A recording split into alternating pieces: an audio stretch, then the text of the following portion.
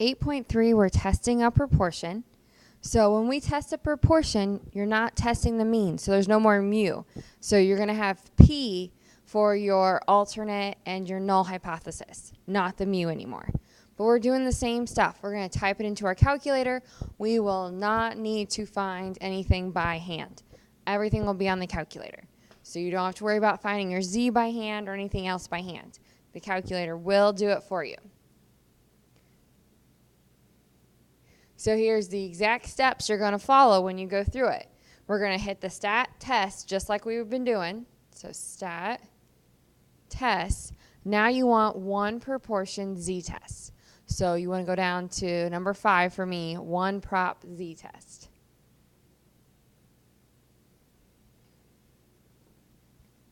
Now going through this, the P0 is going to be your null hypothesis. X is your value for R. N is the number in your sample. And then your proportion you're saying doesn't equal less than, greater than, just like we did before.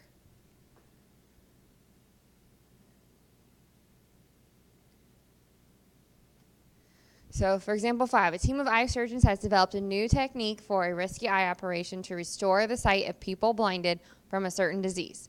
Under the old method, it is known that only 30% of the patients who undergo this operation recover their eyesight. Suppose that surgeons in various hospitals have performed a total of 225 operations using the new method and that 88 have been successful. Can we justify the claim that the new method is better than the old method? So we're doing 1% level of significance. So our alpha is 0.01. Now, for your null and your alternate, look for the percent or the previous proportion they give you from past tests. So that's that 30%. So it's not P equals 30. Remember, their proportions, you have to put it as a decimal. So P equals 0.3. Every single time, you should have decimal answers for those P's. Then for your your alternate hypothesis, we want to say that the new method's better, so we are testing greater than 0.3. Now, for your calculator, you need to know your X and your N. X is the same thing as R, N, again, is your sample. So you're looking at the two numbers they give you here in the problem. Your N is always the bigger number because that's the number from your sample. The other number is going to be your R. So we have then an 88 out of 225. So it might help you if you write the fraction to remember that the top is your R, the bottom is your N. Or on your calculator, the top is your X, the bottom is your N. So you can see where they need to go. So my P sub 0 is 0.3. Our X was 88. Our N is 225. And then our proportion was greater.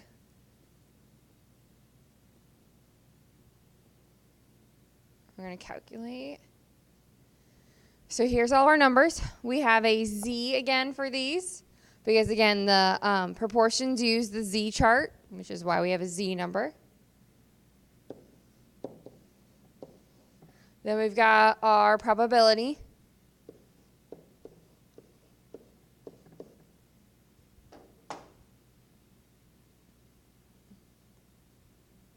Now we got to compare.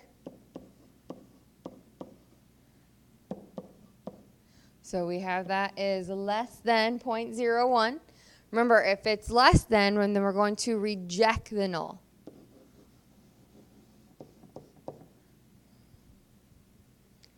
If it's greater than, that's when we fail to reject. But because it's less than, we're going to reject. So remember, we always start this the same way.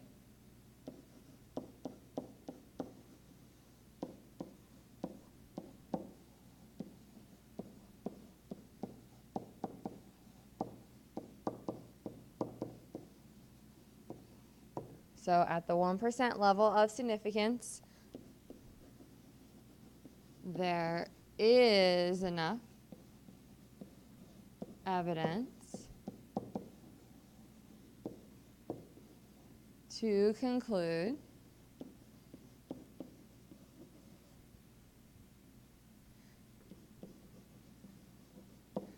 that the population probability, because we're not talking about means and averages, we're talking about population probability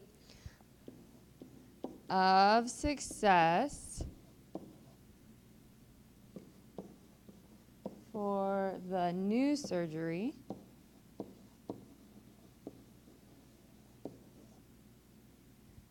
technique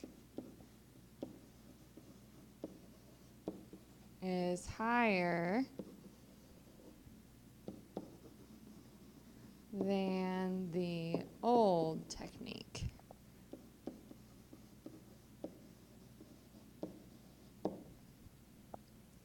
So it's a lot of the same stuff. The only real new part is instead of mu, you're using p, and then you're going to have this proportion that's going to go in for your x and your n.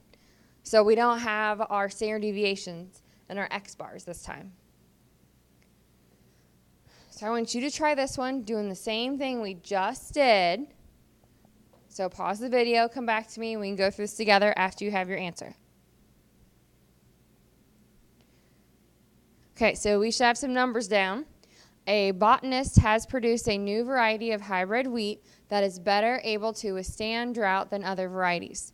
The botanist knows that for the parent plants, the proportion of seeds germinating is 80%. The proportion of seeds germinating for the hybrid variety is unknown, but the botanist claims that it is 80%. To test this claim, 400 seeds from the hybrid plant are tested, and it is found that 312 germinate. Use a 5% level of significance to test the claim that the proportion germinating for the hybrid is 80%. So we have a level of significance of 5%, so 0.05. Your known alternate, or starting with p, don't forget, we're looking at that 80%, so it equals 0.8. Now, if we are testing the claim that it equals 0.8, we're not saying it's greater than, less than. We are testing that it doesn't equal 0.8. We're saying we want to test that there is a difference in the number, because you always have to test something. So if they're claiming it equals 0.8, you want to test, well, it doesn't then. So then for your fraction, we have 312 out of 400.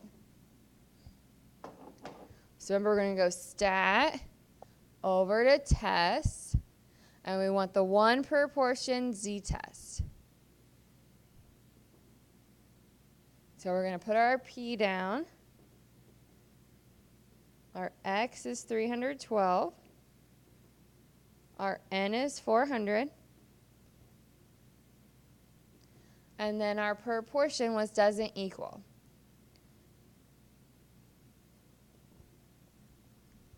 So for my z, we've got -1. For our p, we've got 0.3173. So we have to compare that with our alpha.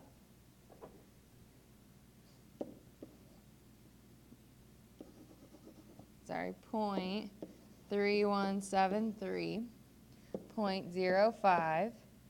That's greater than. So remember, if it's greater, we're going to fail to reject.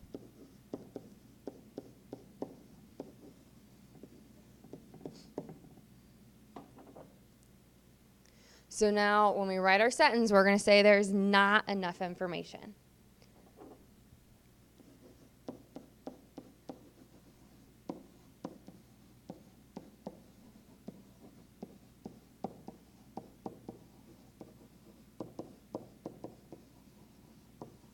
So at the 5% level of significance, there is not enough evidence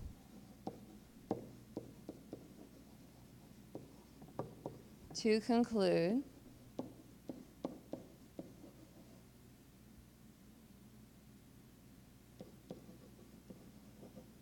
that the